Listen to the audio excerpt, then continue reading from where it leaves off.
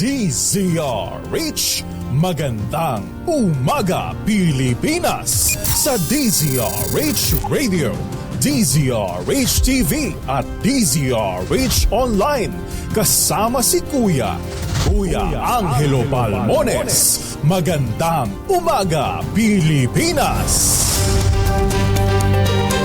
Huling araw tayo ngayon ng Abril 2024, Martes. Ngayon po ang huling araw din para sa pag-consolidate ng mga PUB sa ilalim ng PUB Modernization Program. Sa ulo ng ating mga balita, nakapapasong 51 degrees Celsius na heat index naramdaman sa Dagupan City, Pangasinan. Pharma firm na pag-aari ng mga doktor inupakan ng Senado sa unethical practices. Ito po pala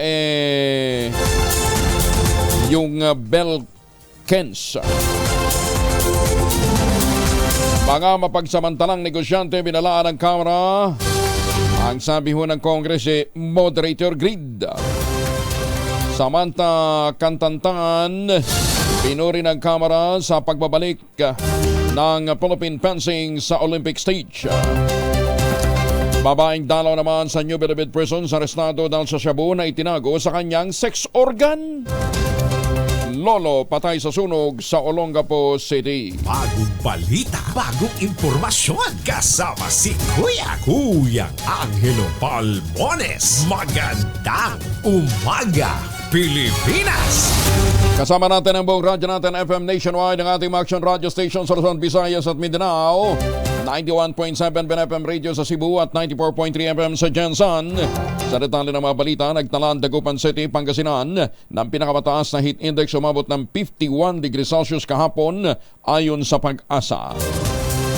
Ito na ay kasunod ng naitalang pinakamataas na heat index na 53 degrees Celsius sa Iba, Zambales noong linggo. Sumunod naman na nakapagtala ng mataas na heat index ang Aburlan, Palawan at Apari, Cagayan na kapwa nakapagtala ng 47 degrees Celsius. Ang Metro Manila, umabot naman sa 41 degrees Celsius ang damang-dami init sa Naiya dito po sa Pasay City, habang 42 degrees ang naitala sa Science Garden sa Quezon City. Sa forecast ng Pag-asa ngayong Martes, 41 lugar sa bansa, kabilang ang Metro Manila, ang posibleng makaranas pa rin ng dangerous level ng heat index. Muli namang isinailalim ng National Grid Corporation of the Philippines sa yellow alert ang Luzon at Visayas Grid dahil sa manipis na supply ng kuryente at mataas na demand. Nasa yellow alert ang Luzon Grid mula alas 2 ng hapon hanggang alas 5 ng hapon at mula alas 6 ng gabi tumagal hanggang alas 11:21 ng gabi.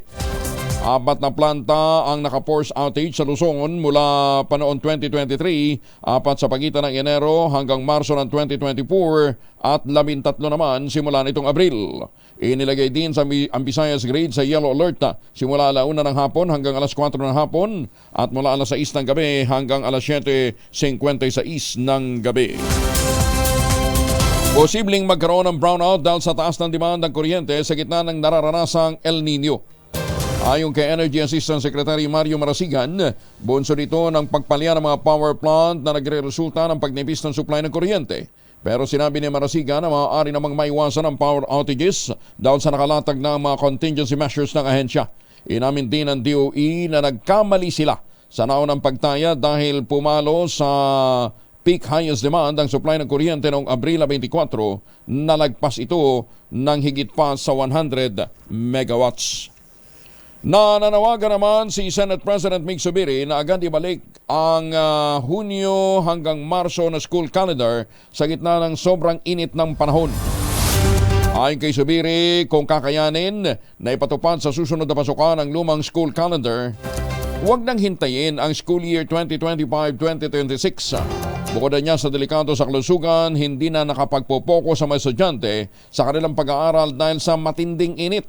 Sinabi pa ni Zubiri na binawi na rin niya ang inihaing Senate Bill 788 na naglalayong isynchronize ang school's calendar na magsisimula naman sa Agosto. Hoy mga mamis! Pwede tayo mag-laundry day today ha? Kunot noo ka ba kapag makapit, marikit at malupit ang mantsa? All you need is pride. At mamahirapan ang South Coast sa Pride, easy at worry-free naman ang laundry sa triple stain away formula. Tanggal ang matitinding mancha based on test sa chocolate.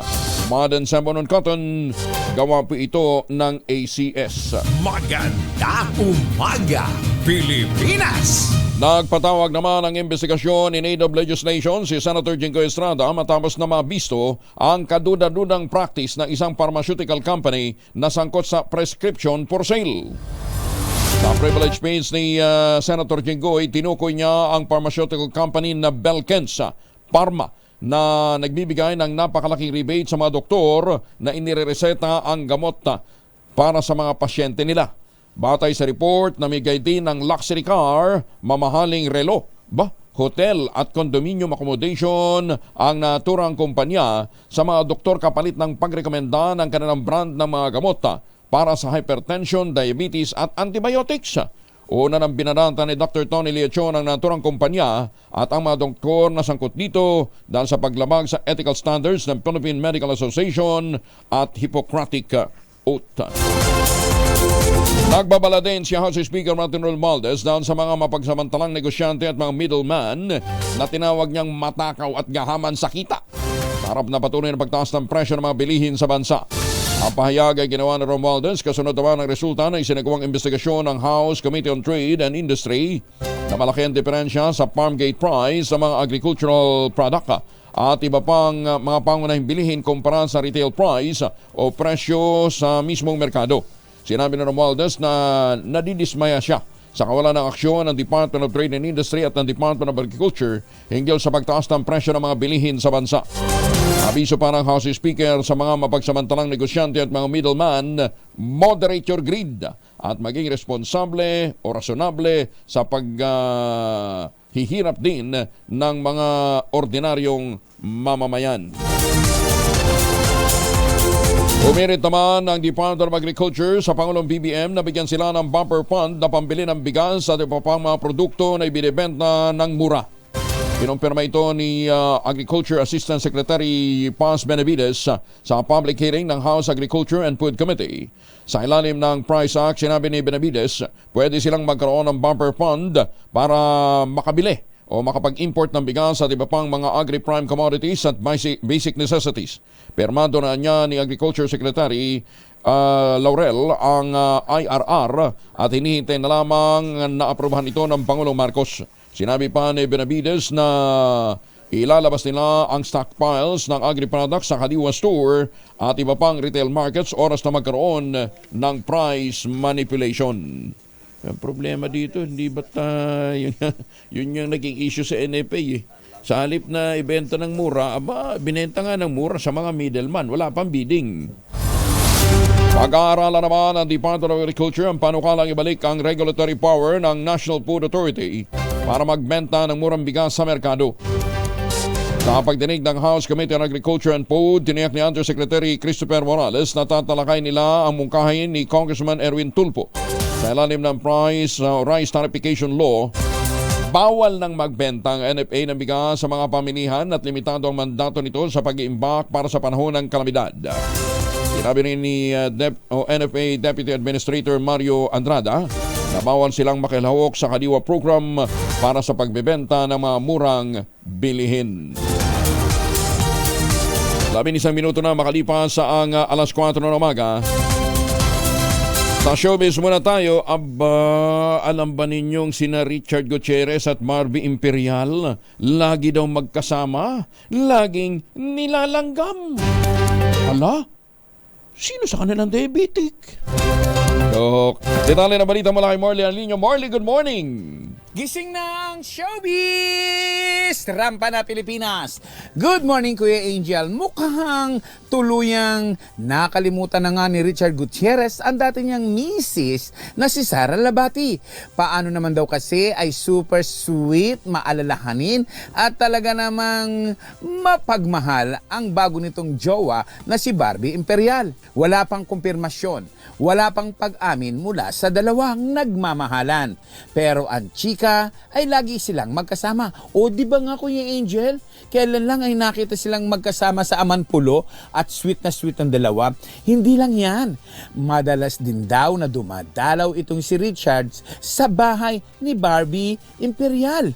Naku, kung makikita mo nga raw ang dalawa, lalo pat walang mga camera at ibang tao, napaka-sweet ng dalawa. Bagay na bagay talaga. Ano kayang masasabi dito ni Annabel Rama?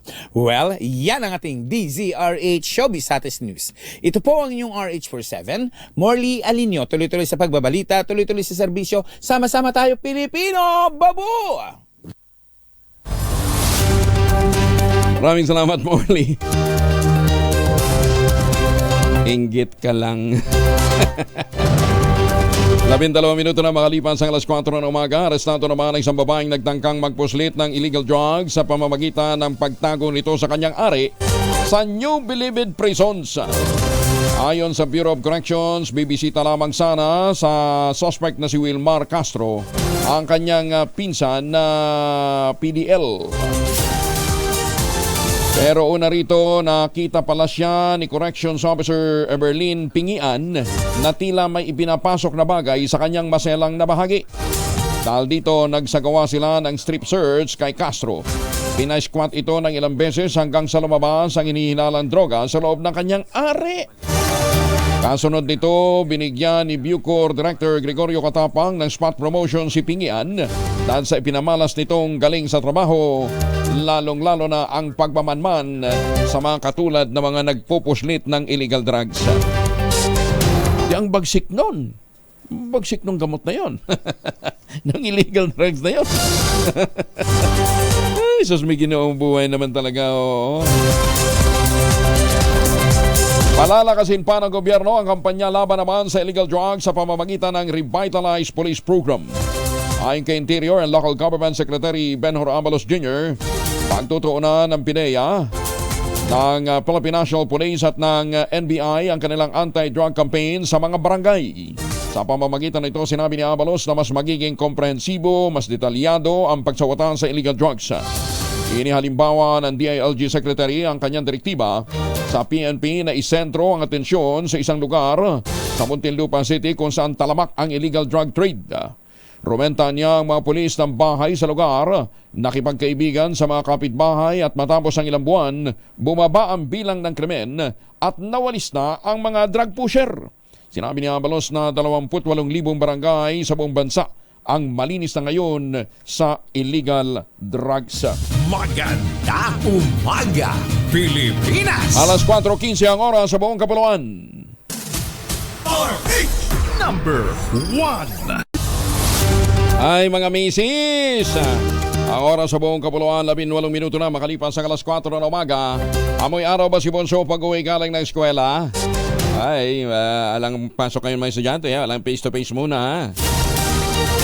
Abay dahil yan sa germs sa katawan nila para labanan ang amoy araw at amoy pawis, gumamit ang Shield Bath Soap regularly. Ang beatable ang Shield sa paglaban sa germs versus another brand, may shea butter, pampalambot ang kuti sa presyong abot kaya 12.50 SRP.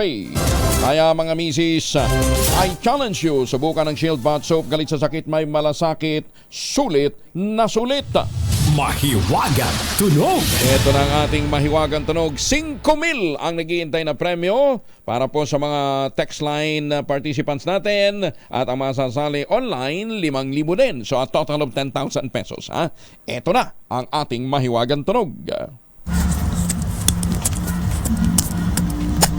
Yan ha. Kita nyo yung bandang dulo may puk. Parang gano'n. Yan po ay isang plastic device. Isang bagay na gawa sa plastic na may bahaging umiikot.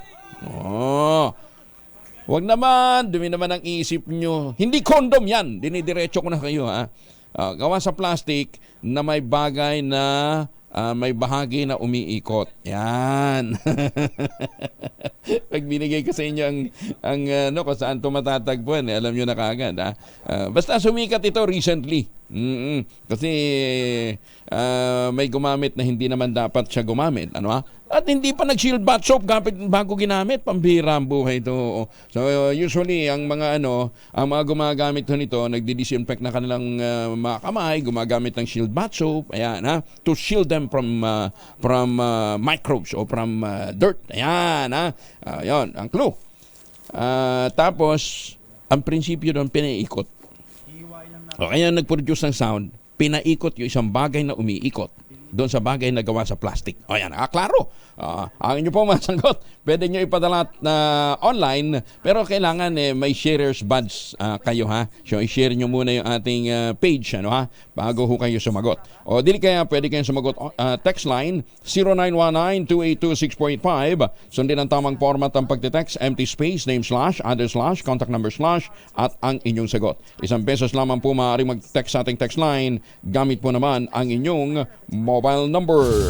Maganda umaga, Pilipinas! Sabi nila, teka muna, bakit sa online pwede sumagot ng marami? Kung gusto nyo, sumagot din kayo marami sa text line, baka mamaya nagbabayad kayo, di ba? Hindi naman, mahirap na. Kaya sabi ko, 1 beses lang. Nasa sa inyo yan, ha? Ayos lang kung gusto nyo sumagot ng marami. Patay ang isang lolo matapos matrap sa isang nasusunog na bahay sa Olongapo City. Ayon sa barangay captain ng lugar, posibleng nahirapang makatakas ang biktimang si Mario Kasaway dahil may iniindi itong karamdaman na nagpapahina sa kanyang paggalaw. Lumabas sa inisyal na investigasyon na nagluluto ang asawa ni Kasaway malapit sa kanilang pintuan nang biglang lumaking apoy. Mabilis na kumalat sa bahay. Dahil sa kondisyon ni Kasaway, naiwan ito sa loob ng kanilang tirahan habang nailigtas naman ng kanilang mga kapitbahay ang kanyang misis. Naapula ng mga bumbero ang apoy pero pinaalalahanan nito mga residente na laging mag-iingat sa bantalang sunog dahil nga sa matinding init ng panahon. Bahagyang nakahinga mga consumer ngayong linggo dahil sa presyo ng langis may moderate rollback. Buti naman. Batay sa anunsyo ng mga kumpanya ng langis, ang presyo ng diesel ay babawasan ng 45 centimos bawat litro. Nako, may ₱1 itinaas na last week pagkatapos ngayon ay at least may rollback. Ang sa gasolina naman ay 25 centavos per liter habang 90 centavos ang sa kerosene. Napigilan ang mga naunang pagtaya ng international benchmark Brent crude na $90 per barrel habang ang market sentiments naman ay muling nakatuon sa iba pang market fundamentals sa halip na sa harap ng dumaraming geopolitical events sa Middle East. Bago ang panibagong round of cost movements, ipinakita ng monitoring ng Department of Energy na ang pagbabago sa presyo simula noong taon ay nakapagtala na ng net increase na 10 pesos and 25 centavos per liter sa gasolina, 6 pesos and 5 centavos naman sa bawat litro ng diesel, habang 1 peso and 15 centavos naman per liter ang sa kerosene. Ayon naman sa mga global expert, bumaba ang presyo sa $86 per barrel noong nakarang linggo, ngunit sa pagtatapos ng trading noong Abril 26, muli itong sumipa sa $89 per barrel dahil sa biglang market developments. Kabilang ang pagtaas ng draw sa US inventories. Ayan, kaya, ay nako. Ano bang nangyayari na dun sa, di ba, panayam natin kay Dr. Carlo Arsinia, sabi niya, ala pang nangyayari dyan sa mga kagustuhan nating magamit ang Bataan Nuclear Power Plant. Bakit uka nyo? Ala nga ang study.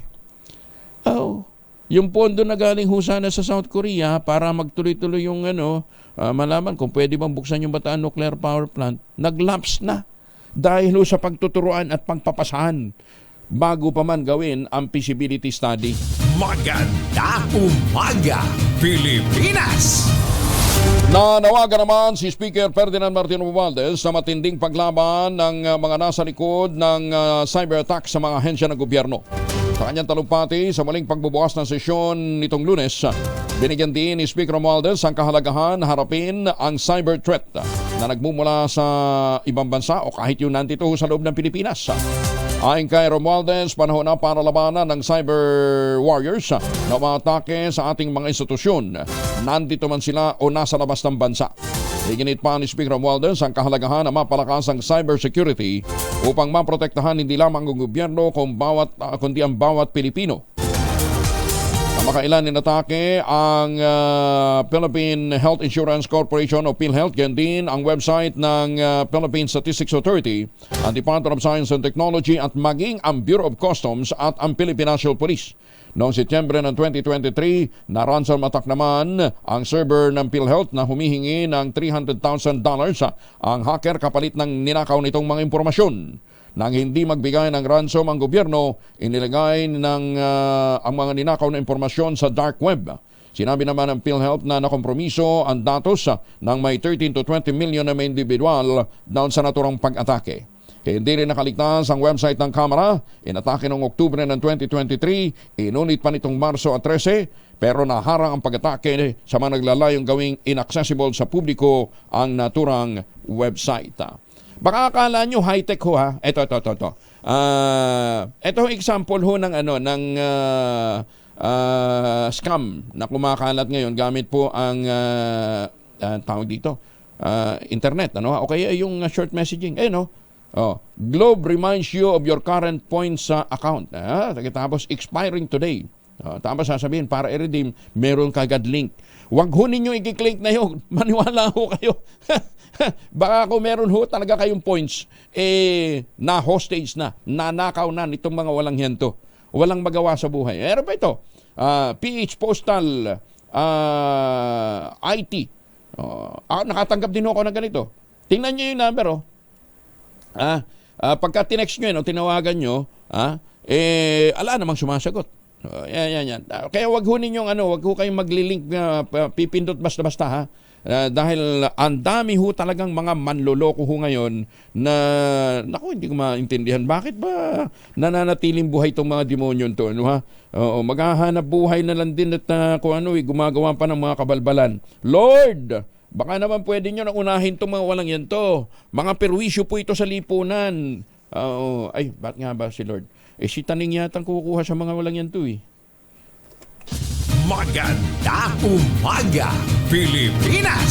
Magandang umaga sa mga suki natin dyan sa Davao del Sur at sa North Cotabato. May ngaaga sa mga katuruan tanan sa Negros. Binakante na ng suspendidong si Davao del Sur o Davao del Norte Governor Edwin Jubahib ang kanyang tanggapan. Halos 3 linggo matapos na ibaba ng Malacanang ang kautusan. Sa kanyang video message, sinabi ni Jubahib na nagdesisyon siyang umalis sa kanyang tanggapan para bigyan ng maayos na working environment ang mga empleyado ng provincial government. Nakiusap din si Governor Jubahib na wag nang idamay sa kanyang mga issue ang naiwang mga empleyado. Lumipat ang suspended governor sa tahanan ng Punong Lalawigan, ang official residence ng gobernador sa compound ng Kapitolyo. Mananatili naman si Acting Governor Carlo Uy sa kanyang opisina sa People's Center sa Bulwagan ng Katarungan Building sa Tagum City. Nagugat ang 60-day suspension kay Jubahib sa reklamong grave abuse of authority at oppression na inihain ni board member Orly Amita. Si Dr. John D. Plavier, ito po ay advocate po ng no-scalpel vasectomy at ng Responsible Parenthood, kasama na natin. Dr. John D., magandang umaga po sa inyo. Via Zoom. Nasa Zoom na si Dr. John D. Dr. John D. Ala pa. Try natin ulit. Hello, pakicheck nga yung linya ni Dr. John D. Dalawa ba ang formulation ng family alcohol na pwede nating pagpilian? Proteksyon ng pamilya laban po sa mikrobyo. Yung family 70% ay isopropyl alcohol, especially prepared for clinics, hospital, pharmacies, laboratories, pero okay na okay din po yan sa mga households. Very effective yan sa disinfection at sterilization. Ganyan na bagsik ng family, 70% ay isopropyl alcohol. Maghapon man natin gamitin, no problem. Hindi po manuno yung ating mga kamay dahil meron po itong moisturizer. Yun namang mabagong family rubbing compound improved alcohol. Yan ho yung mabagong isopropyl alcohol na gamit po ng mga masahista, mga barbero, mga doktor, mga nurse, mga komandrona for sponge bathing and other cleansing purposes. Family rubbing alcohol parang DCRH sabok na sa mahabang panahon. Mabibili sa namang butik at convenience stores nationwide. Family rubbing alcohol hindi lang pampamilya, pang sports pa. Kasama na natin si Dr. John D. Plavier. Dr. John D., magandang umaga po. Magandang umaga, Kuya Angel, at pasensya na nalipat ako sa hindi ko kabisadong pag on ng microphone. No problem yan, Doc. Ang importante kasama namin kayo ngayon. Anyway, Doc John D. Apo. Meron ho kayong ilulunsad katuwang ang inyong mga kapartner, mga private partners na mobile clinic para po sa hindi lang naman siguro para sa NSB kundi para sa iba pang reproductive health service kailan ho ito mangyayari? Opo.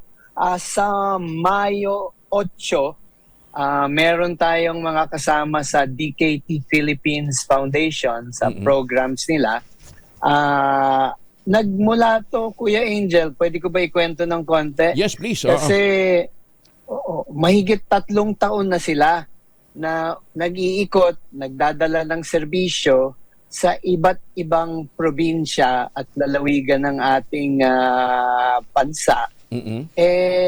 Nahihirapan na ng konti kasi halimbawa, yung ligation sa babae, yung vasectomy sa lalaki, kailangan gawin sa klinika o operating room ng ospital.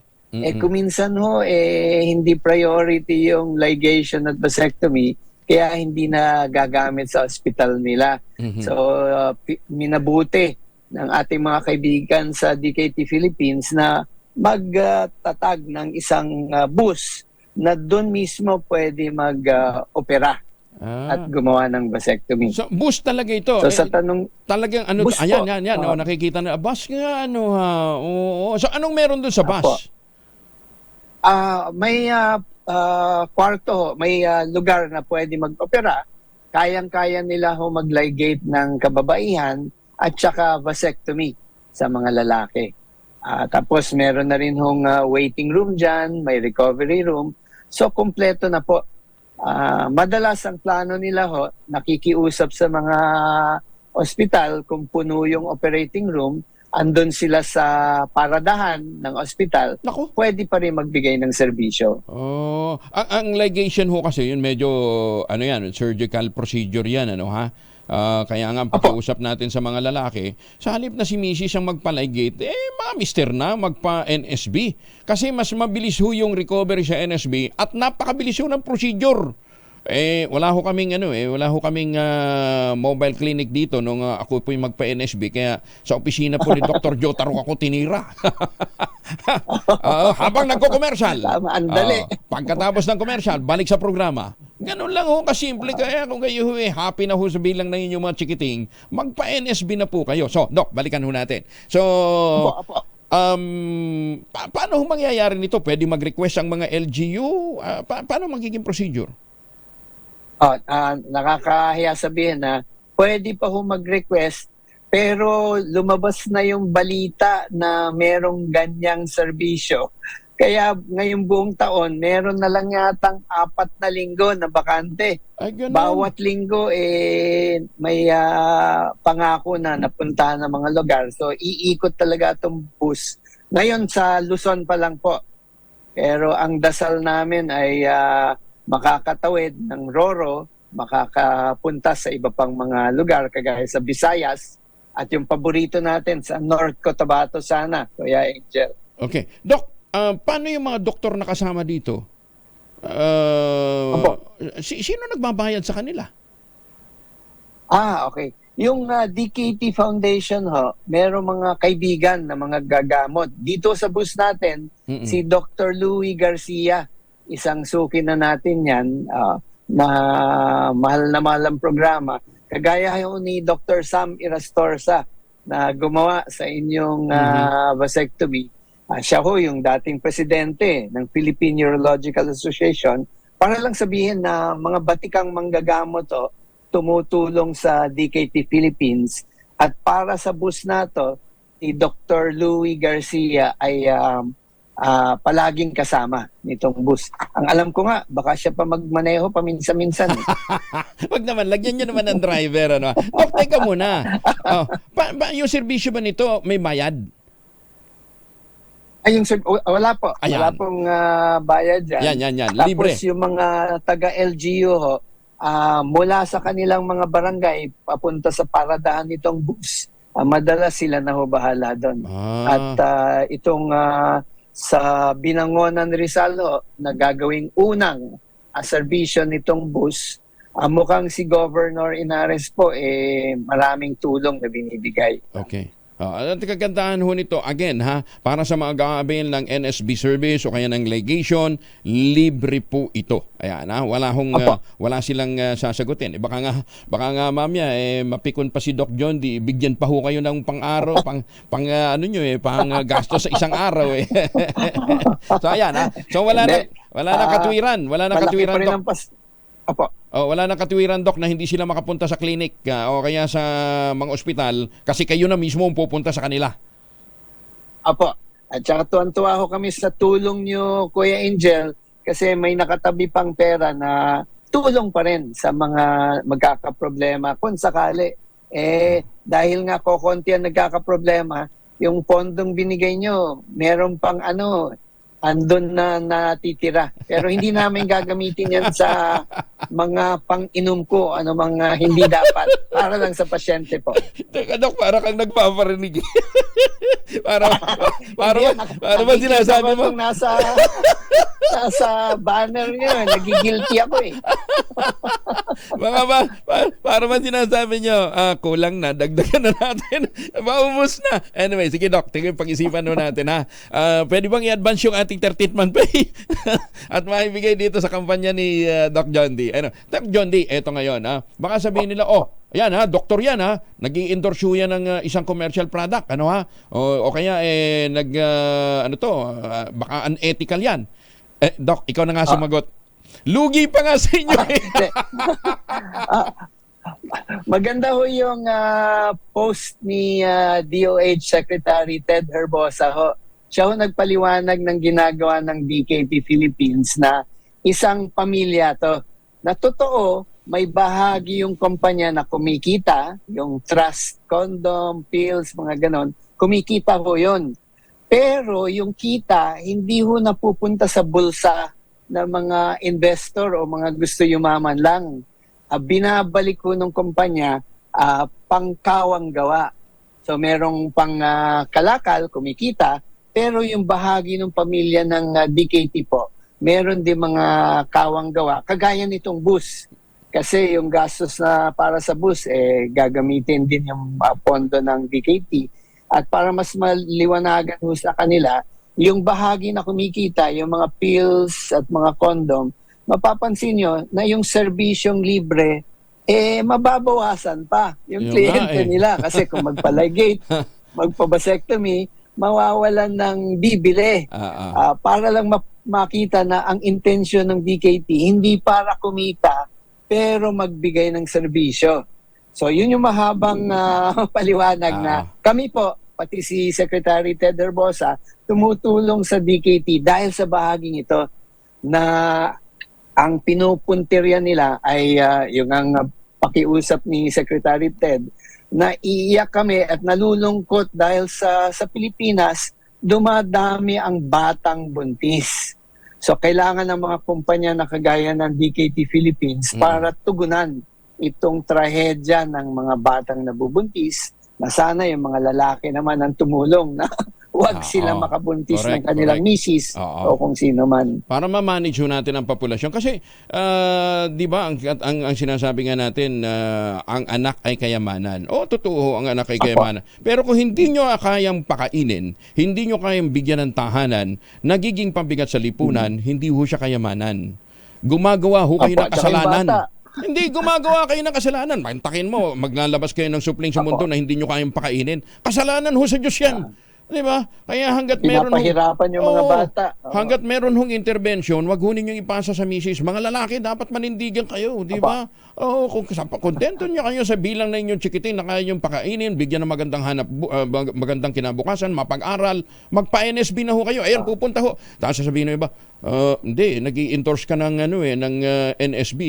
Ayan, si Dr. John D. Ako pang hino-hold up ng mga yan eh. Di ba? hindi naman. Voluntaryo ho naman ako nagbibigay. Voluntaryo ko ho naman binibigay. Pangit ako mag-endorso. Kuya Angel. Pangit ako mag-endorso kasi kinakalbo na ako eh. Kayo na nagpa-vasectomy, kapal-kapal pa ng buhok, kaya mas gwapo pa rin at tigasin. Anyway, basta importante, Doc, ituloy ho lang natin tong kampanya laban ho sa lalo pang paglaki ng populasyon ng Pilipinas. Ito ho naman, wala hong kinikilalang sektor ng lipunan, mayaman, mahirap, kung kayo gusto mag-avail nito pong serbisyong ito, po pwede ho, nang sa gayon, matulungan ho natin kayo, kung hindi nyo na kayang magparami ho ng inyong mga chikiting, ito ho yung tulong, kaya wag ho ninyong ipapasa kay Mrs. Di ba? Kasi ang nangangalabit naman madalas si Mr. Di ba? Totoo yan. po. Okay. Pero kung hindi pa kayo kontento, okay lang yan. Magdagdag pa ho kayo. Kayo namang magpapakain yan Di ba? Huwag lang kayo hihingi ng pera sa kapitbahay nyo, sa mga magulang nyo, pagkatapos hindi na namin kaya mapag-aral eto ho, punta ho kayo kay Dr. John D. o sa mga barangay official na nakikinig ngayon, magpa-schedule na ho kayo dito ho sa bus na mag-iikot. So ang launching May 8 sa Binangonan, Rizal. May 8 po. Saan doon? Tama po, sa Inares Sports Stadium ho, doon sa Binangonan. Teka muna, baka dagsain kayo doon magpapa-NSB. Kayang-kaya ho, kasi alam nyo sila Dr. Louie at DKT, talagang mula umaga hanggang gabi nagbibigay ng serbisyo yan Okay. Pero para sa punto nyo na wag na ho sila maghirap na pumunta sa malayong lugar kagaya ng Binangonan, intayin na lang ho yung schedule sa kanilang bayan para hindi na sila mahirapan. Doc John D., maraming salamat po and good luck. Thank you again for joining us this morning. Salamat po. Ingat. Mabuhay po kayo, Kuya Angel. Salamat din po. Si Dr. John D. Plavier. Alam mo ninyo, si Dr. John D. ay ang gwapong anak ni dating Senator Juan Plavier. Kita mo naman niyo yung public service. Tataka nga ako dito sa mga ito. Kung saan sa mga lugar sila pumupunta. Sabi ko, teka muna, paano paano yung mga clinic? May nakareserve para doon sa araw ng pagkiklinik. At meron ding araw para sa paglilingkod sa bayan. Diba? Ganun ho sila magmalasakit para po sa pagsusulong ng responsableng propesyon. Ganda Umaga Pilipinas! Meron pa isang magaling na doktor, si Dr. Helen Tan. Si Dr. Helen Tan po naman, tinulungan ho yung mga magdiniyog dyan po sa lalawigan ng Quezon. Yung mga magagandang planting material ng kakao galing Davao, hinakot itinanim sa ilalim po ng mga nyugan dyan po sa lalawigan ng Quezon para mag-produce ng tangerine chocolate. Kaya ngayon, meron na pong sariling brand ito pong mga magsasaka at mga magdiniyog dyan po sa lalawigan ng Quezon. Tangerine chocolate. Available po sa 0919-095-5935 o dili kaya sa tangerinechocolate.ph. Yung pong mahigit 10 variants po ng tangerine chocolate na pwede ho ninyong ma-check sa tangerinechocolate.ph, gumamit din po ng mga raw materials na galing po sa ani ng mga magsasaka. Kaya tingnan ho ninyo, ito hong tangerine chocolate na talagang exclusive, gawang atin. Kaya sabi nga ni Governor Helen Tan, yan gawang local but taste and looks global. Ayan. Tinulungan po yan ng Department of Trade and Industry at saka ng Department of Science and Technology para mapaganda ang kanilang mga produkto. Ayan, Kaya, mga mister, malapit ang Mother's Day, bigyan nyo ng tangerine chocolate si Mrs. sa halip na sakit ng ulo. Sabi nga ni Dr. Helen Tan, sino bang magmamalasakit sa Pilipino kundi ang kapwa Pilipino? Maganda Umaga Pilipinas! Hala, si Daniel Padilla daw napamura sa kanyang birthday party. Bakit kaya? Alamin natin kay Georgie Mura. Georgie Mura. Georgie Rula. Georgie, good morning. Isang malutong na mura ang binitawan ni Daniel Padilla nang kumanta ito sa kanyang post-birthday party noong linggo na ginanap sa The Vineyard Resort sa Tagaytay. Nagkantahan sila roon at mistulang nag-mini concert ang ginawa ni Daniel na kung saan ang kinunang video na kumalat ay kinakanta niya ang kantang Hanahanap-hanap kita at may linyang nagpaparating kung gaano niya kamiss ang babaeng mahal niya at sa huling linya nito ay may kapiling ka ng iba. Yun ang sinabi niya pero napamura muna muna siya. Ang sabi ng mga Daniel fans, naintindihan nila kung sa kanta na lang daw muna ito inilalabas ng aktor ang tunay niyang nararamdaman. Patama kaya ito kay Catherine Bernardo? Kaya okay na raw kung magmura pa siya ng magmura, ang sabi ng ilang mga fans. Dinaluhan ang naturang birthday party ng buong pamilya ni Daniel sa panig ng kanyang amang si Romel Padilla. Nandun si Senator Robin Padilla at ang ina nilang si Mami Eva Carino Padilla. Nandun din ang ina ni Daniel na si Carla Estrada at ang pamilya nito, at dumalo rin ang mga executives ng ABS-CBN na sina Carlo Katigbak at Mark Lopez at mga direktor na sina Direk Cathy Garcia Sampana at Direk May Cruz Alviar. Ilan pa sa mga artistang dumalo ay ang mag-asawang Zanjo Marudo at Ria Atayde na tila halata na ang lumalaki niyang tiyan. Mula sa kauna-unahan sa Pilipinas DZRH, ito po si Gorgie Rula, tuloy-tuloy sa pagbabalita, tuloy-tuloy sa serbisyo, sama-sama tayo Pilipinas. Maraming salamat, Gorgie Rula. Gorgie mo, mabihina. Iba naman yun. Ay, sasme. Ay, teka nga pala, tinatawagan natin muli ang mga amateur at mga professional photographers. Ipadala na ang inyong mga entries dahil papalapit na po ang deadline sa Pagcor Photo Contest 2024. Ang tema nga po ay Harvest Time. Ito po'y pagpapakita ng sipag, husay, pagsisikap at pagpupunyagi ng mga magsasaka, mga mangingisda at iba pang nasa sektor ng agrikultura para magkaroon tayo ng food security. Ayon kay Pagcor Chair at CEO Altenco, ang mga bagong categories ay ang bagong category ay yung drone category. Dinagdag po ito ha. Yan po yung mga larawang kuha mula sa impapawid gamit ang drone camera. Pero mas malaki pa rin po ang premyo ng conventional category, yung paggamit ng digital camera o kaya yung conventional camera. 100,000 pesos ang mapapanalunan ng 8 top entries. Ayan ha, tigwa 8. So 800,000 na kagad yan ha. Tapos, yung po naman sa mobile category at drone category, tigwa 8 din po ang mananalo dyan. Tatanggap naman ang bawat isa ng 50,000 pesos. Kaya ang total prizes, sumampa sa 2.23 million pesos. Ang mga sasali ay mga 16 years old pataas.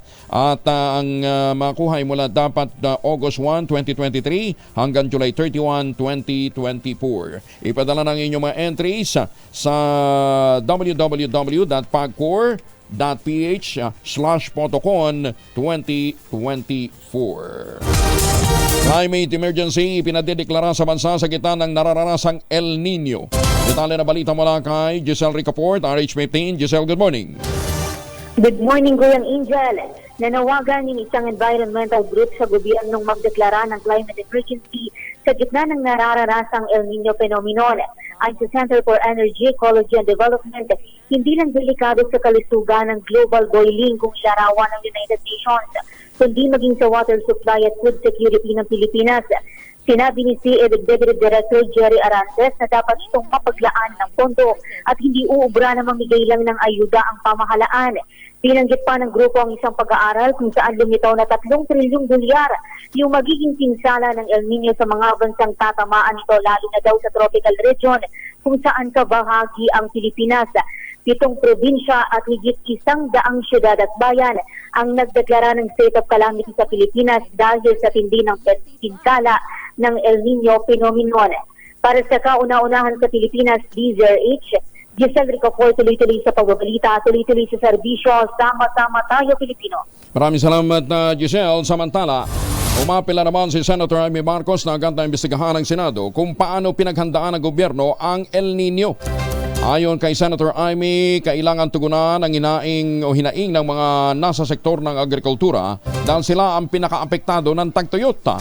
Sa pagkakonbin ng Kongreso, sinabi ni Senator Amy na formal niyang hihilingin sa mga kinaukulang komite ng Senado na magkasanang investigasyon. Binanggit ni Senator Amy na sa kabila ng sinasabing paghahanda ng pamahalaan, grabe pa rin ang pinsala ng El Nino. Pumalo na ito sa mahigit 4 billion pesos na pinsala sa sektor ng agrikultura. Pinamamadali din ni Senator Marcos ang pagbibigay ng tulong sa mga apektadong sektor, kabilang ang 5,000 mga magsasaka at 3,000 subsidiya naman para sa mga mangingisda at nasa transport sector. Nakakaabang na rin na niya ang mga magsasaka, mga mangingisda sa financial assistance mula sa gobyerno. Umapili rin si Senator Amy Marcos sa pamahalaan na dagdagan ng ayuda at tulungan na maitas din ang kanilang ani at kita. Samantala, pinare-review na ng Philippine National Police ang polisiya sa mandatory na pagbubura ng visible na mga tato ng mga pulis.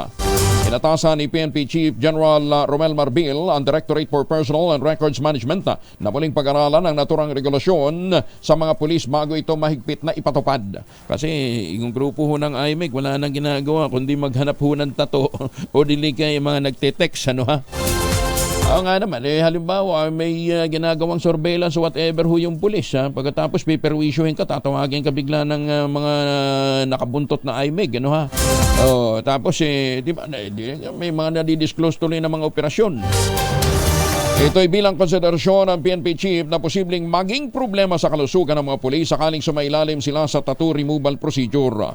Una nang inatasan ng mga miyembro ng PNP, tanggalin ang mga tattoo na nakikita sa kanilang katawan bilang bahagi ng cleansing at pagpapabuti ng imahe ng mga pulis.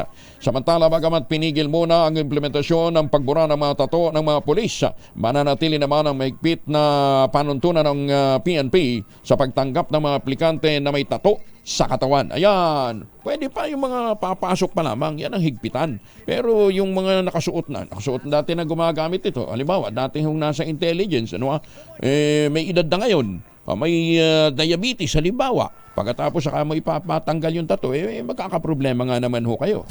Maganda umaga, Pilipinas! Milyong halaga ng illegal drugs na kumpiska sa loob ng isang lingkong drug operations ng PNP Central Luzon. Detalye ng balita mula kay Danny Kumilang, RH37. Danny. Sa pinaigting na PNP drug operation, na-aresto ang 180 individual na pawang mga sangkot ito sa illegal na paggamit at pagbebenta ng illegal na droga sa Central Luzon. Habang nasamsam naman ang 13.5 million mahigit na halaga ng droga sa loob lamang ito ng isang linggong drug operation mula Abril 22 hanggang 28, 2024. Sa ulat mula sa tanggapan ni Police Brigade General Jose Dalgo Jr., sa 116 ikinasang PNP drug operation, 180 ng mga sangkot sa illegal na droga ang matagumpay na naaresto sa Central Luzon. Nasa 737 gramo ng shabu ang nakumpiska at 151.27 gramo naman sa marijuana at 4,147 tablet na ecstasy at 70 grams ng ketamine ephedrine.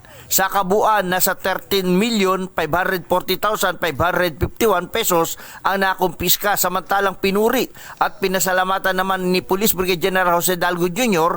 ang kanyang mga taon sa Central Luzon sa matagumpay na pagkakadakip at pagkakasamsam sa malaking halaga ng droga sa walang humpay nilang pagtugis para masugpo ang pamamayagpag ng illegal na droga sa ating bansa, partikular sa Central Luzon. Mula sa kauna-unahan sa Pilipinas, DCRH, ito si Danny Kubilang. Tuloy-tuloy sa pagbabalita, tuloy-tuloy sa serbisyo.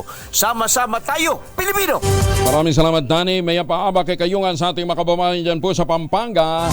And speaking of Central Luzon, muli pinapaalala ho natin, ang pinakamura ng ready for occupancy unit ngayon sa housing industry ay ito pong inaalok sa atin ng Westchester Realty. Yung si Vera Mabalacat, si Vera Bacolor at Samira. Abay, 5% lamang ang down payment, pwede pang gives. At kung kayo ho'y makapaghuhulog ng 20,000 pesos bilang initial down payment, aba, pwede ka nang maglipat bahay agad 7 days after ng take-out ng Pag-ibig Housing Loan. Kaya ano pang iniintay po ninyo? Ito pa rin ang pangarap na magkaroon ng sariling bahay sa presyong abot kaya. At alam ba ninyo na kung kayong magpapareserve, may chance pa ho kayong manalo ng 342 sa anumang Asian destination na tatamaan ng inyong lucky dart. Ayan ha. Makipag-ugnayan na sa 0996-501-5555 o dili kaya sa 0947-434-5555 bago po magtungo doon. Pero mag-practice muna ho kayo ng inyo pong pagpukulang dart para tamaan ho ninyo. Kung gusto nyo, Sakura Festival ng Japan. Aba, pwede din ho sa Taiwan, sa Singapore, sa Hong Kong, o dili kaya ay sa Thailand. Ulitin natin ha, napakagandang investment opportunity po nito. 0996-501-5555 at 0947-434-5555. Sabi nga ni Ginoong Nico Valencie, bakit ka pa mangungupahan kung kaya mong magkabahay na? Maganda umaga, Pilipinas! Pangulong Marcos muling tumuntong sa Camp Abubakar, pinangunahan ang paggunita ng ika-10 anibersaryo ng paglagda sa Comprehensive Agreement on Bangsamoro. Detalye na balita mula kay Jun Di Makutang, RH19. Assalamualaikum, Jun! Alaikum assalam, Kuyang Angel. Bilang patunay ng patuloy na commitment ng Marcos administration sa peace process sa MILF na namumuno ngayon sa BARM, pinangunahan nito ang pagulita ng 10 taong anibersaryo ng makasaysayang paglagda at kasunduan ng GPH at ang Moro Islamic Liberation Front sa tinaguriang pundasyon ng kasalukuyang nararanasang malawakang kapayapaan sa Mindanao. Ito ang Comprehensive Agreement on Limbang sa Moro o CAB na ginanap sa Camp Iranun, ang dating Camp Abubakar Asidike sa bayan ng Barira, Maguindanao del Norte. Sa pagkakataong ito, muling tumuntong ang Pangulong Marcos Jr. sa makasaysayang lugar ng Camp Abubakar kasama sina BARM Chief Minister and MILF Central Committee Chairman Ahod Alhaj Murad Ibrahim, Maguindanao del Norte Governor Abdul Rauf Macacua, MBHTE Minister Muhagir Iqbal, DILG Secretary Benhor Abalos, OPAPRO Secretary Galvez, MPW Minister Architect Edward Uiguera, MNLF Executive Council of 15 Chairman former Cotabato City Mayor nakasalukuyan ding Dolly Bar Minister Muslimin Sema, members ng BTA at marami pang iba. Nag-alay din ng bulaklak at panalangin ng Pangulo sa Marine Warrior Memorial sa loob ng Camp Abubakar kasama si First Marine Commander Brigadier General Eric Macaambak upang bigyang parangal at pasasalamat ang katapangan at sakripisyo ng 53 fallen Marine soldiers and combatants sa kasagsagan ng all-out war ng taong 2000. Mula sa kununahan sa Pilipinas, DZRH, ako si RH19, June Di Makutak, tuloy-tuloy sa pagbabalita, tuloy-tuloy na serbisyo, sama-sama tayo Pilipino. Maraming salamat, John. Sukran. Ay, magandang umaga din po sa mga Pilipino dyan po sa Edmonton, Alberta, Canada. Nakaisa naman si Speaker Ferdinand Martin Romualdez sa bansa sa pagkilala sa fencer na si Samantha Kyle Cantantan. Nakapasok ito sa 2024 Summer Olympics gaganapin sa Paris, France. Ayon kay Romualdez, natutuwa siya sa makasaysayang achievement ni Samantha na nakapasok sa Paris Games sa kanyang murang edad na 22 pa lamang. Dapat na pagmalaki talaga ito ng mga Pilipino. Sumunod si Samantha sa yapak ni Walter Torres, ang huling Pinoy fencer na nakarating sa Olympics at gumawa ng marka sa 1992 Barcelona Games. Hinabi pa ng House Speaker, isang avid sports fan, si Samantha ay hindi lamang isang atleta, kundi isa ring inspirasyon sa lahat ng atleta sa bansa. Si Cantantan ay isang right-handed pole fencer na nakapasok sa Olympics matapos mangibabaw sa kanyang kategorya sa Asia Oceania Zonal Olympic Qualifier na ginanap naman sa Fujairah, United Arab Emirates. Congratulations! Mga mamaya, swertehin tayo, makausap po natin si Samantha. Ha? Oras muna sa buong kapuluan, 4 na minuto na lamang bago po mag-alas 5 na umaga. Kauna-unahan sa Pilipinas. Manila Broadcasting Company. DZRH, a proud member of MBC Media Group.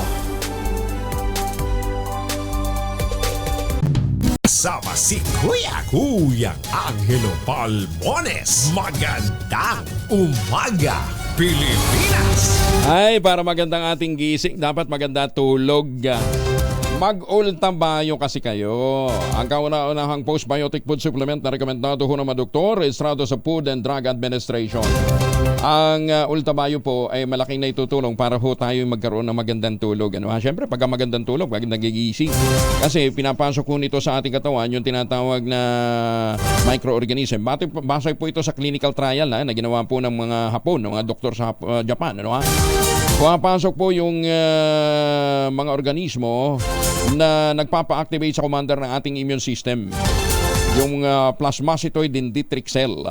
Kaya habang natutulog tayo, gumagana din po utak, pinalalabas yung mga toxins para pagising natin may panibago tayong sigla, may panibago tayong lakas sa pagharap sa panibagong hamon ng buhay. Kung may mga katanungan pa ho kayo, mag-text kayo sa mga doktor natin o sa mga medical experts na nakastambay sa 0917-110-6580. Ang Ultabayo po ay available sa Lazada at Shopee, sa Tioxysil Ventures o dili kaya sa mga branches po ng Mercury Drug, Amesco Drug, Pasmed Pharmacy, John's Pharmacy at Curamed. Ang Ultabayo po ang kauna-unahang food supplement na gawa ho na meron pong postbiotic at rehistrado sa Food and Drug Administration. Si Rhea Torres mula sa Pag-asa, kasama na natin. Ma'am Rhea, good morning. Kumusta na po kayo? Yes po, good morning po. Good morning po sa ating mga taga-subaybay. Okay lang po tayo sa ngayon.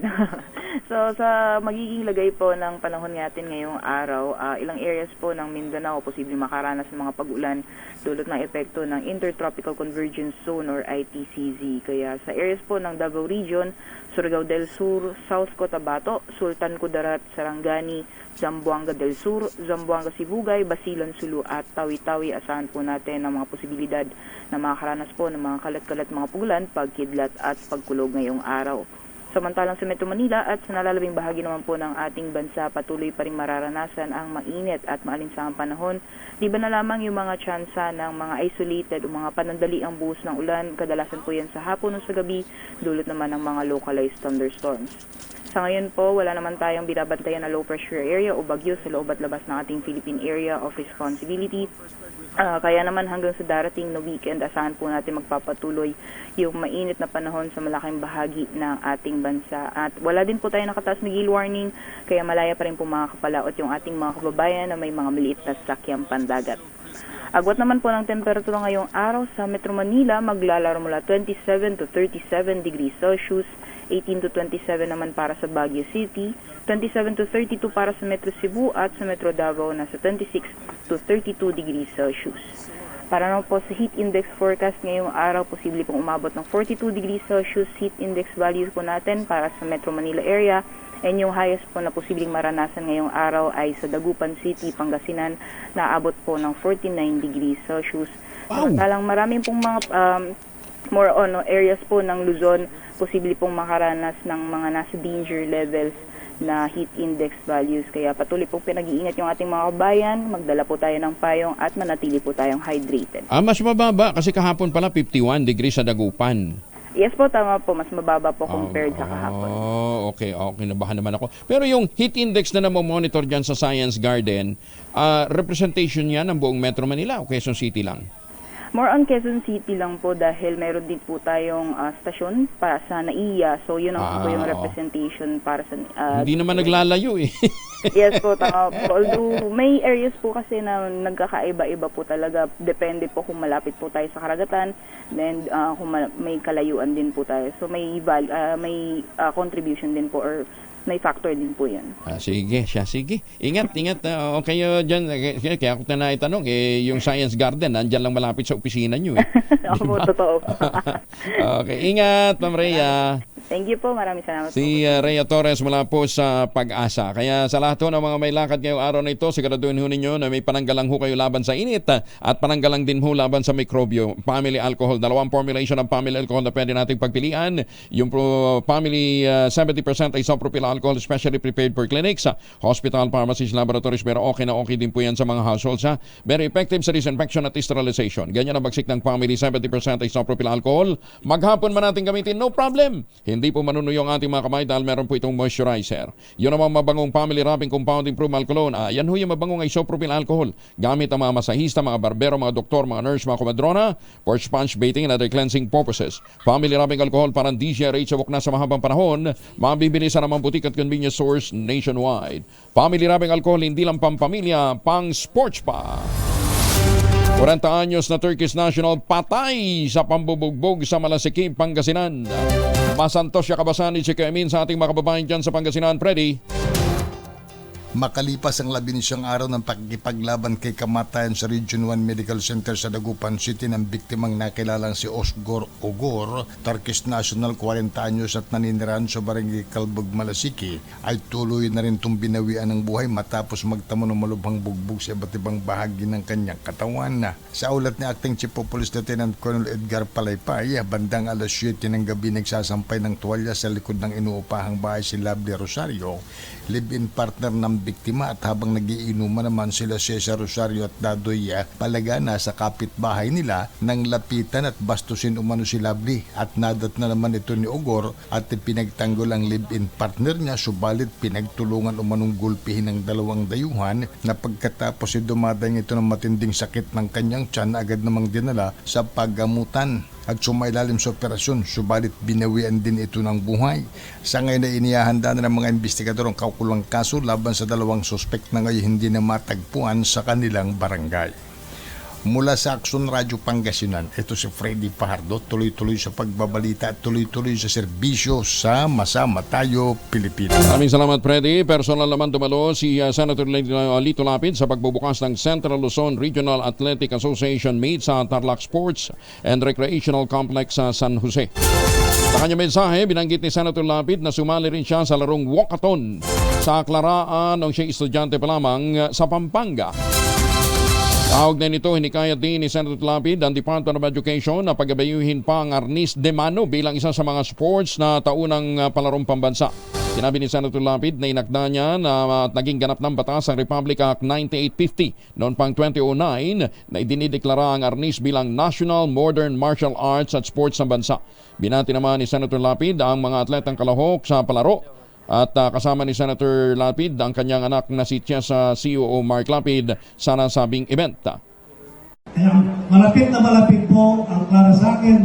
Dahil po nung elementary ako, sumali rin po ako dyan sa Clara, yung walkathon, ang sinalihan.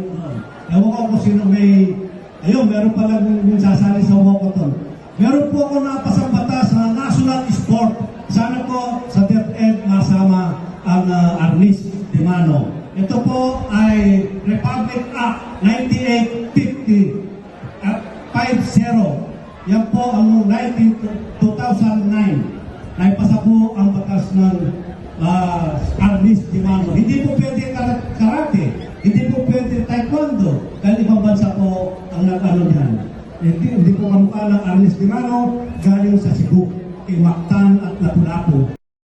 Ayan, nandun pa din pala si Tarlac Governor Susan Yapa. Gob, magandang umaga po sa inyo. Okay natin yan tuwing umaga eh. At saka si Pampanga Governor Delta Pineda. Magandang umaga po sa inyo. Ang Governor din po ng Aurora, si Governor Reynante Tolentino at si Governor Abet Garcia ng Bataan. At syempre, batiin natin si Governor Hermogenes Jun Ebdane. Governor Jun, magandang umaga po sa inyo. Ha? Ang init ngayon dyan, pero masarap pa rin ang mangga ng Zambales. Nueva Ecija Governor Oye Umali, Bulacan Governor Daniel Fernando, at marami pang mga opisyal na nandun. Makasaysayang multilateral maritime exercise sa Balikatan 2024, tagumpay sa kabila daw po ng presence ng Chinese Navy. Detalye na balita mula kay Edniel Parosa, RH52. Edniel. Kuya Angel, idineklarang tagumpay ng Armed Forces of the Philippines ang makasaysayang multilateral maritime exercise ng Balikatan War Games ngayong taon. Ito ay sa kabilangan ng presensya ng hindi bababa sa dalawang barko ng Chinese Navy hanggang sa ikatlot huling araw ng joint sales ng Pilipinas, Amerika at France kahapon. Ayon sa AFP Public Affairs Office, tinuldukan ng MME sa pamamagitan ng pagsasagawa ng formation sa photo exercise at live fire drill surface gun exercise.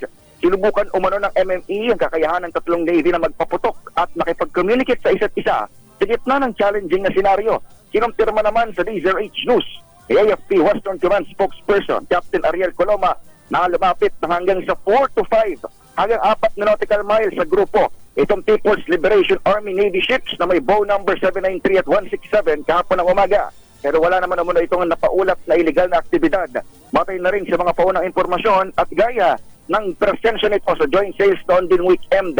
Lumahok sa MME ng palikatan ng patrol vessel BRP Ramon Alcaraz at landing dock na BRP Davao del Sur ng Pilipinas, landing ship na USS Harper's Ferry ng US Indo-Pacific Command at L'Oreal class frigate ng French Navy na FS Vendinier. Para sa kauna-unahan sa Pilipinas, DZRH, ito si Edniel Parosa. Tuloy-tuloy sa pagbabalita, tuloy-tuloy sa serbisyo. Sama-sama tayo, Pilipino. Maraming salamat, Edniel. Samantala, local pharmaceutical company na sentro ng akusasyon na kasabwat daw ng mga doktor sa prescription for sale, pagpapaliwanagin sa Senado. Detalye na balita mula kay Raymond Edpa sa RH28. Raymond. Ipatatawag sa Senado ang mga opisyal at kinatawan ng local pharmaceutical company na iniugnay sa umunoy prescription for sale. Ito ay kasunod ng privilege speech ni Senador Jingo Estrada at Senador Rafi Tulfo upang kondinahin ang umunoy sabwatan ng kumpanyang Belkens Pharma Incorporated at mga ahente nilang mga doktor. Ayon kay Estrada, nakapanlulumong malaman na ang kumpanya na pagmamay-ari ng mga doktor ay direkta nagre-recruit ng mga doktor na silang magreseta sa kanilang mga gamot kapalit ng komisyon. dahil mahilig sa Star Wars ang mga may-ari ng Belkens Pharma na sina Drs. Luis Go, Berwin Flores at James Cayetano. Jedi ang tawag sa kanilang core group ng mga doktor. Ito ang may mataas na komisyon at kumikita sa reseta ng bawat doktor na kanilang ma-recruit, habang padawan naman ang tawag sa kanilang mga apprentice. Giit ni Estrada, labag ito sa Hippocratic Oath na kanilang sinumpaan, bagamat mas marami pa rin ang mga matitinong doktor. Narito si Senador Jinggoy Estrada.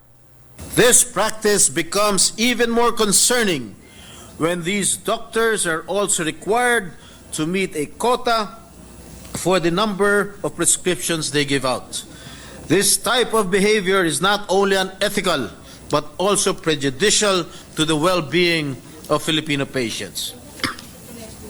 To prescribe drugs from doctors who are agents or distributors of Belkens is a clear conflict of interest under the Mexico City Principles and the Code of Ethics for Doctors.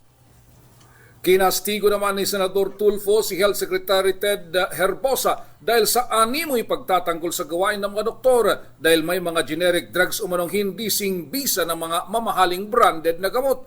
Nakiisa naman si Senador Risa Ontiveros na hinga ng paliwanag ang Department of Health, Professional Regulations Commission at Food and Drug Administration sa nasabing kontrobersiya. Habang si Senador Pia Cayetano ay hiniling na sa kanyang Senate Blue Ribbon Committee ma-refer ang kontrobersiya dahil ito ay usapin ng kabiguan ng mga ahensya ng gobyerno na tuparin ang kanilang tungkulin. Sa inilabas na pahayag ng Belkens, pinasinungalingan na akusasyon sa kanila. Misinformed lang umano ang mga nag-aakusa sa kanilang kumpanya.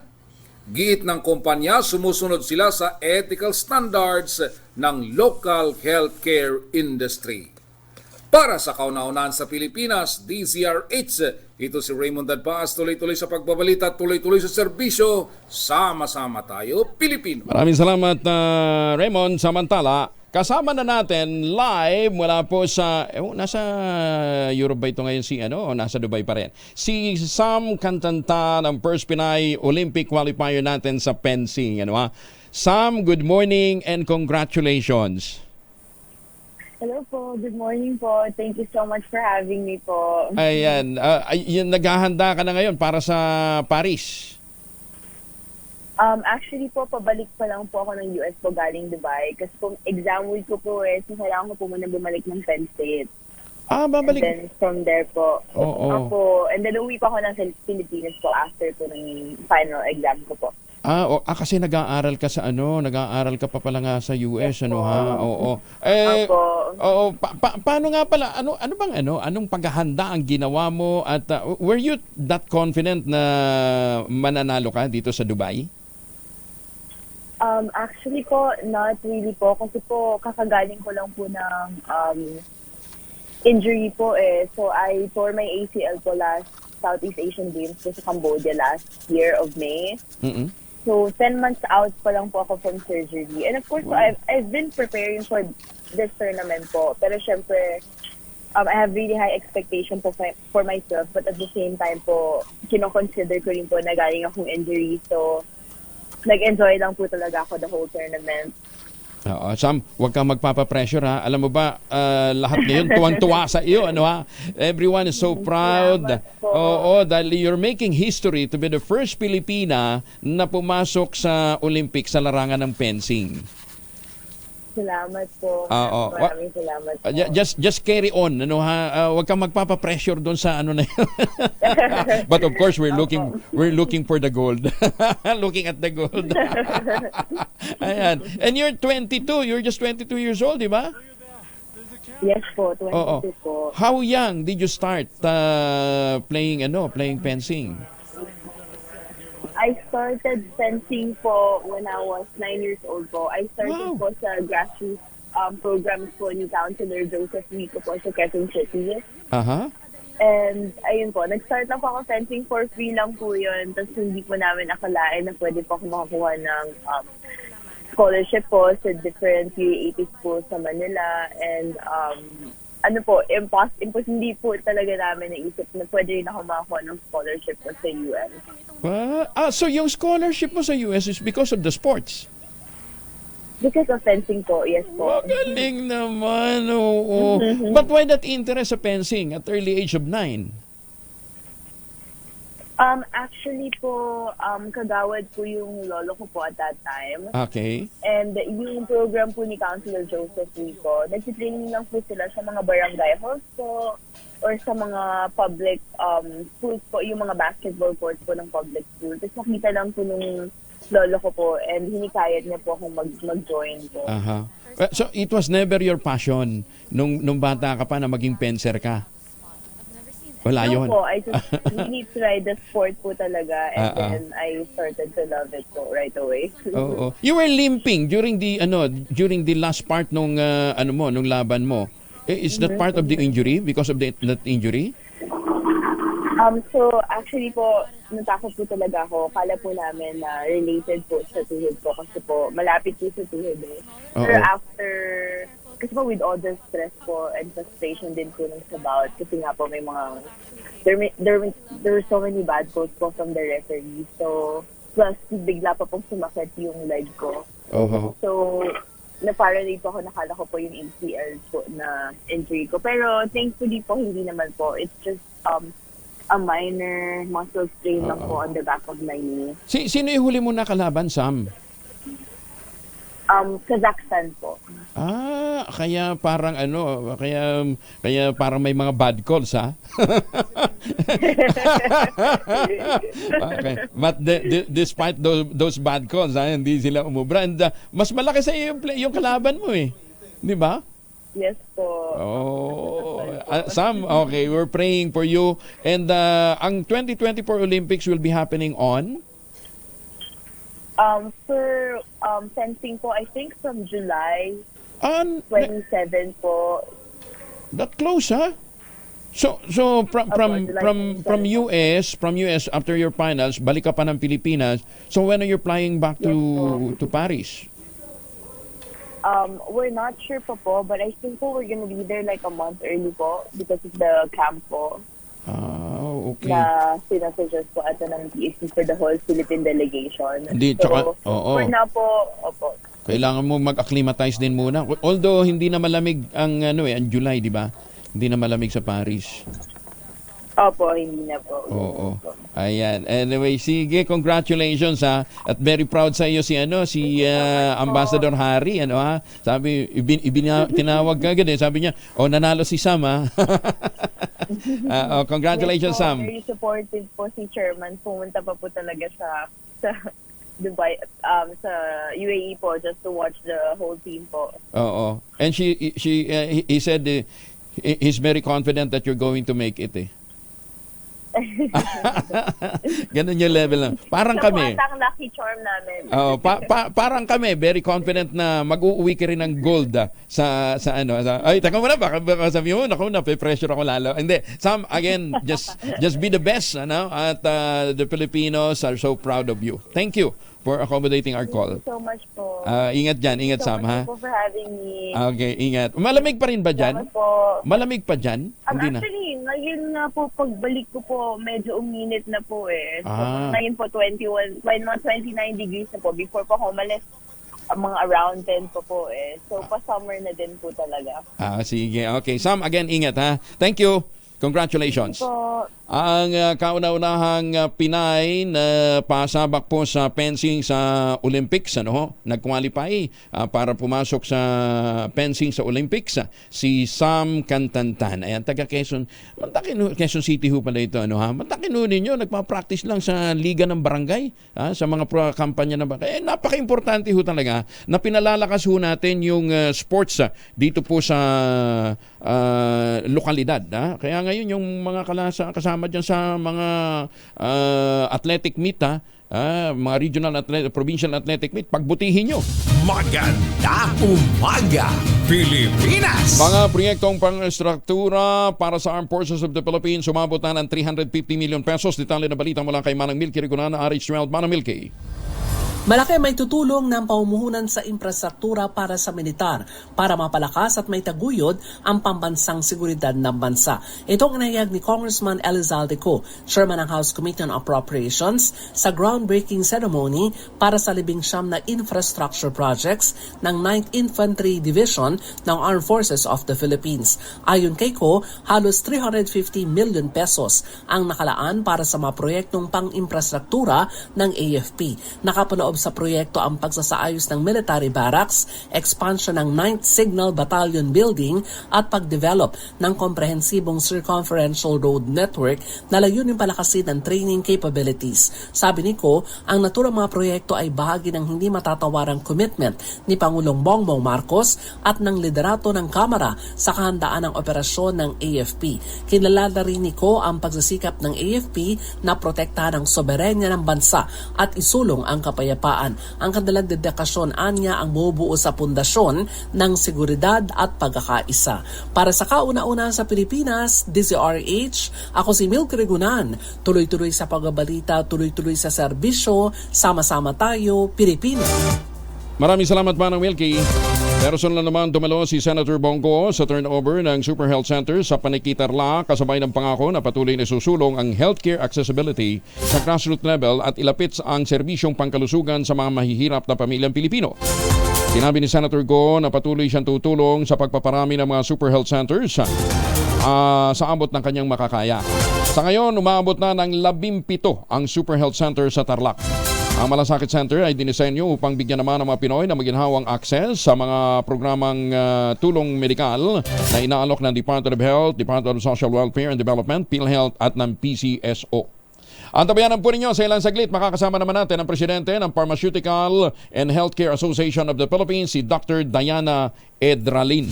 Maganda umaga, Pilipinas! 24 makalipas ang alas 5. Company at mga doktor ng Pilipinas.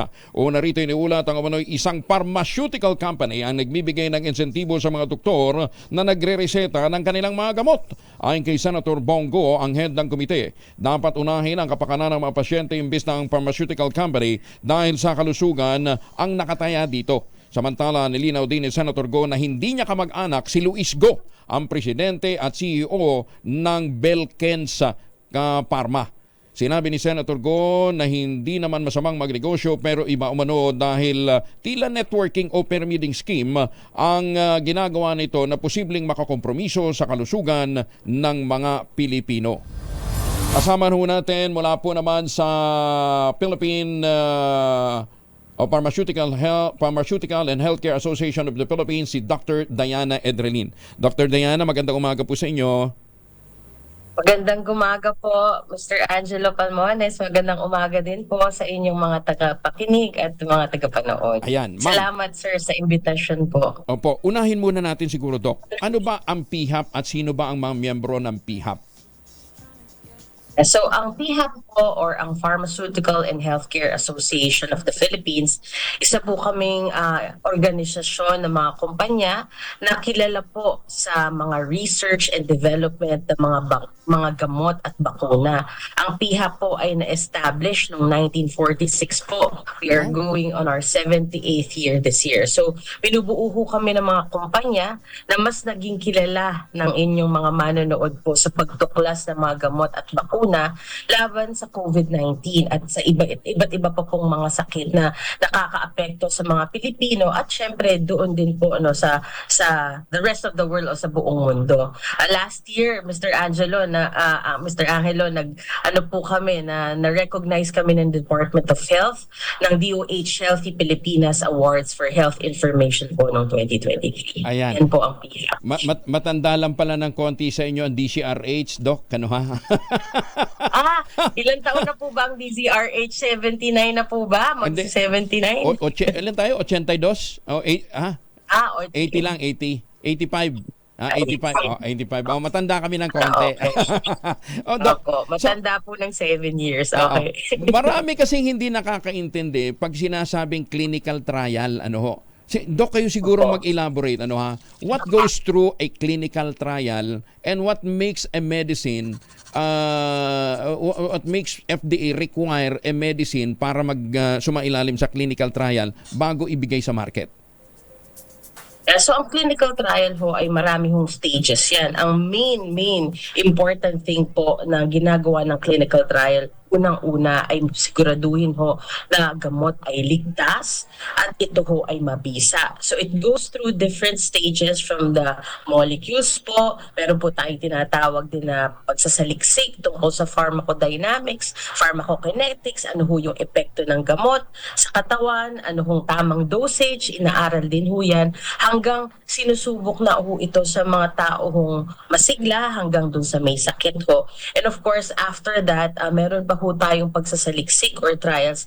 But kahit matapos na po na i-approve ng Philippine FDA. So lahat ho ng regulators sa iba't ibang bansa, it goes through a rigorous process. So kailangan ho ng masusing clinical trials, evidence. Usually meron ding either hundreds or thousands of patients. Kailangan ho matest ito ng maigi at different conditions. Kumbaga iba't ibang klase ng sakit, edad, gender. So lahat ho yan, at usually a clinical trial will take at least 10 to 15 years po bago ma-develop. Kaya unprecedented ho, or tinatawag nating napakabilis ng ating response during COVID-19, kasi what would have taken 10 to 15 years nagawa ho natin in such a short period of time. Dahil ho marami hong nagsama-sama, by the way, hindi lang ho mga pharmaceutical companies, mga gobyerno, mga private sector din ho ay nagsama-sama. So, it is not an easy process. Mabusisi at masusi hong proseso ito, at hindi ho, just so you know, at sa mga manonood ho, minsan, kunyari, merong isang daang molecules na inaral. Usually, 2 o 3 lang ho yung pumapasa dun sa clinical trials na yun. Kasi kung magkaroon ho ng safety signals or mapag-alaman na ang isang gamot ay hindi ligtas, itinitigil ho ang isang clinical trial. Doc, hindi nyo membro yung Belkens, ano? Hindi po namin member ang Belkens. 40 ho ang members namin at hindi ho namin sila membro. Ayan, klaro ha. So hindi nyo membro ang Belkens, kaya kayo man ang gigigil doon sa mga unethical practices. Meron ho, may nakita ho kami kanina habang lumalabas po yung slide natin. Meron ho kayong ethical standards. Ang sabi ho ninyo, kayo ho since 1996. So yung standard na yon, yung paano ho ninyo nire-review yung ethical standards na yon? How frequent ho yung update ho nito? Kasi siyempre we have to be responsive sa takbo din ho ng panahon. Nagbabago ang R&D, nagbabago ang innovation. So ito bang ethical practices na ito patuloy pa ring nagbabago o ina-upgrade? Siyempre po, Angelo, dahil ho ang mga batas, so nagsimula ang aming PHAP Code of Ethics po 1993 pa po namin ginawa yan. So ang PHAP Code of Ethics po ay binase ho namin sa mga local at international na mga batas. So parang yung sinabi nyo, hindi lang ho yung dynamics sa healthcare, kundi rin ho yung mga batas na ini-implement, hindi lang ho dito sa Pilipinas, kundi rin ho sa ibang mga bansa. So as you have pointed out, if there are changes in the regulation, so kung may mga pagbabago yun or may pagbabago sa mga practices, or recently, for example, yung mga digital na or virtual interactions, makikita nyo at the height of the pandemic, nagkaroon ho ng update ang PHAP. So I think since 1993, syempre bata pa ho ako noong 1993, pero nagkaroon ho at least I would say at least 5 revisions siguro ho through the years ang PHAP Code of Ethics. So the most recent one is during the pandemic, para again makapag-adjust ho din doon sa mga regulations or makabagong regulations or makabagong interactions ho between healthcare professionals or even regulatory bodies. Kailangan ho naming mag-adjust. So very dynamic ang aming PHAP Code of Ethics, kasi ho ito ay isang dokumento that unang-una requirement ho ang aming Code of Ethics for membership. It is a prerequisite benefit for the membership in PHAP and to stay as a member. So, yun ho ang pinaka-importante. At itong Code of Ethics ho namin ay ang aming, ibig sabihin dito ho, meron kami din kasing Biblia. Independent Ethics Committee. Dito ho binabase ng aming Independent Ethics Committee. So, hindi po sila employed ng PHAP po para ho mag-deliberate or mag-assess sa kahit na anong potential kaso ho na i-raise ng aming mga members na kung meron po silang nakikitang violation dito sa Code of Ethics. So kayo mismo may policing policy kayo ha within PHAP?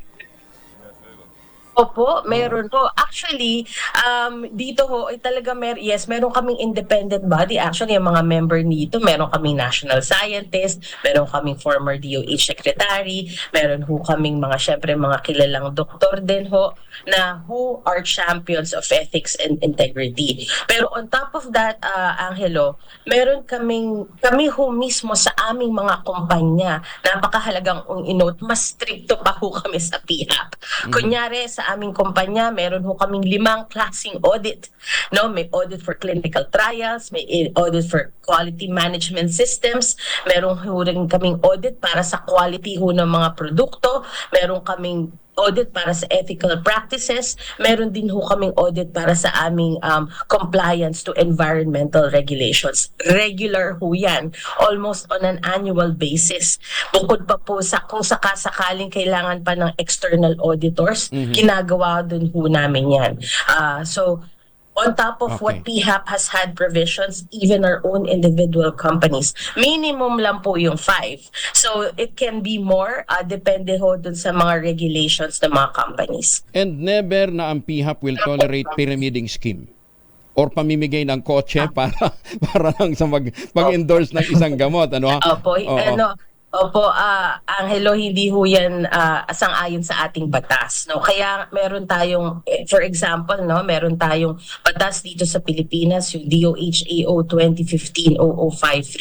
Yan ho yung naririnig nyo na Mexico City Principles na administrative order. Ang tawag dyan ay ang implementing guidelines on the promotion of marketing of pharmaceutical and medical devices or medical device products. So, naaayon dyan sa batas. Kaya, kumbaga, pwede kang mag-market ng iyong drug para syempre ma-educate, malaman ano yung tama at hindi tamang pagbibigay ng gamot, sino at kung hindi sino dapat ang makatanggap ng gamot, tamang dosage. So, may mga regulations ho para ma-standardize at at yung mga standards ho na yan, no, nagko-comply din sa international regulations. Very famous ho, maybe ang Sunshine Act ng US. Dahil most of our members, meron din ho kaming presence or affiliates sa iba't ibang bansa.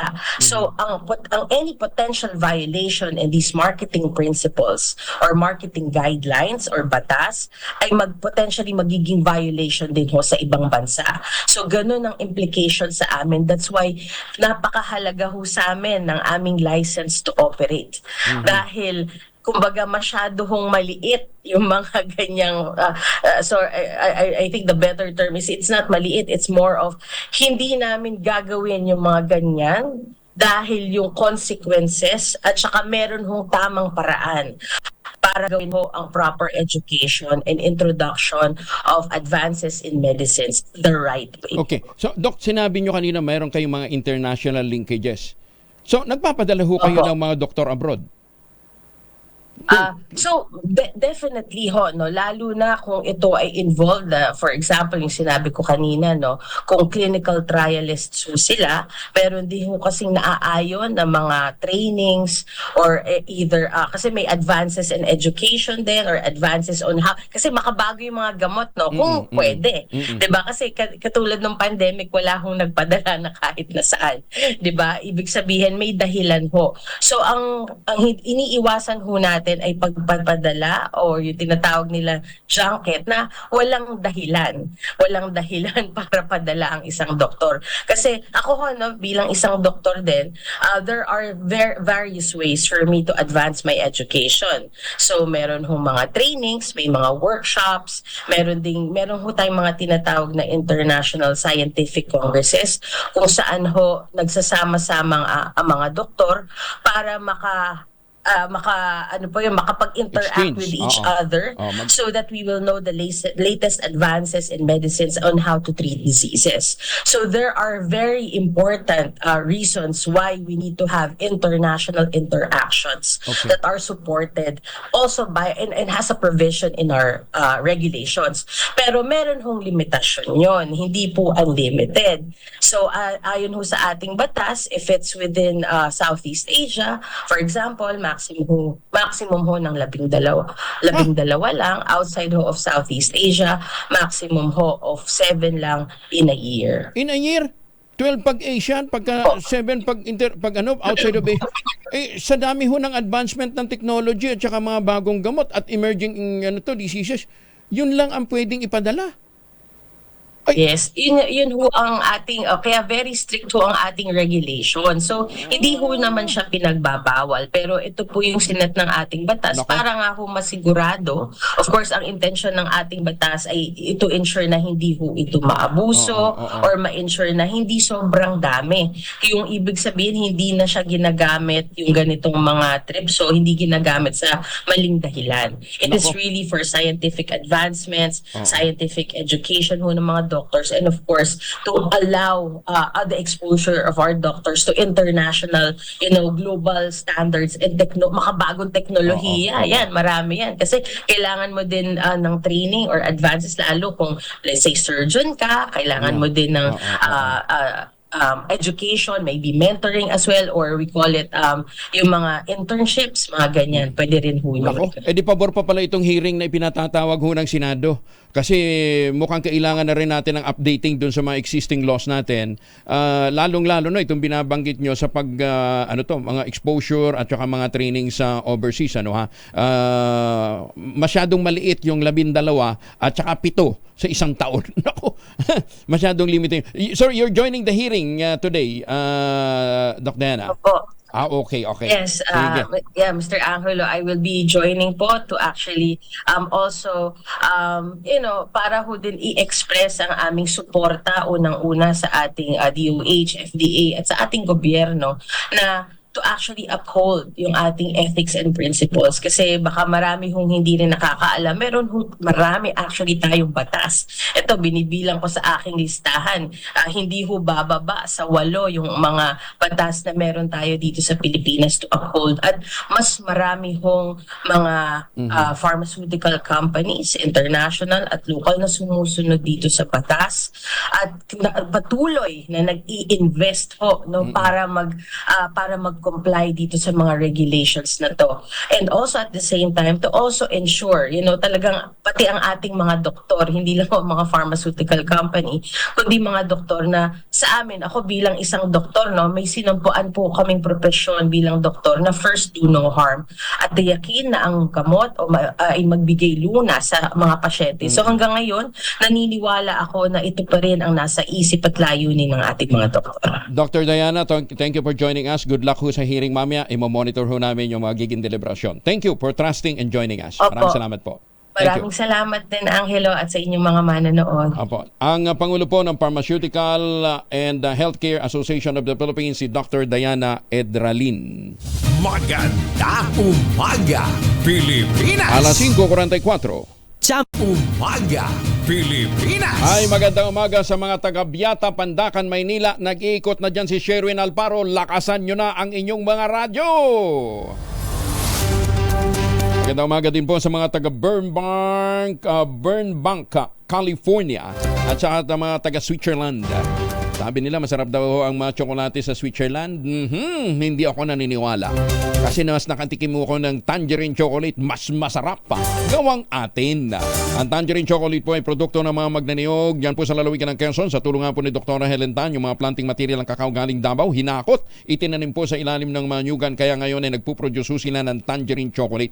Ang produkto po ng brand po ng mga magnaniyog at mga magsasaka dyan po sa lalawigan ng Quezon. Available sa 0919-095-5935 At sabi nga po ni Dr. Helen Tane, ang tangerine chocolate ay gawang atin. Kaya dapat natin tangkilikin, suportahan ho natin ang ating mga magsasaka. Suportahan ho natin ang mga magniniyog. Sabi nga ni Dr. Helen Tane, sino bang magmamanasakit sa Pilipino kundi ang kapwa Pilipino? Kaya tangkilikin natin ang gawang atin. Mahiwagang tunog.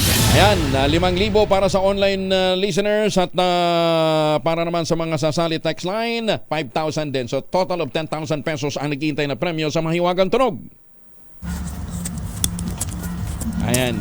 Gawa po sa plastic na may pinapaikot na parte. Ayan. O syempre, umiikot ho yung Mahiwagang Tunog na yun. Ang inyo po masagot, ipapadala po ninyo sa 0919-282-6485. Sundin ang tamang format ng pagte-text, empty space, name / address / contact number / at ang inyong sagot. Isang beses lamang po maaaring mag-text sa ating text line gamit ang inyong mobile number. Tandaan ginagamit ang item na yan pagkatapos kang maghugas ng kamay gamit ang Shield Bath Soap. Ano yan? Yan ang huhulaan ho ninyo.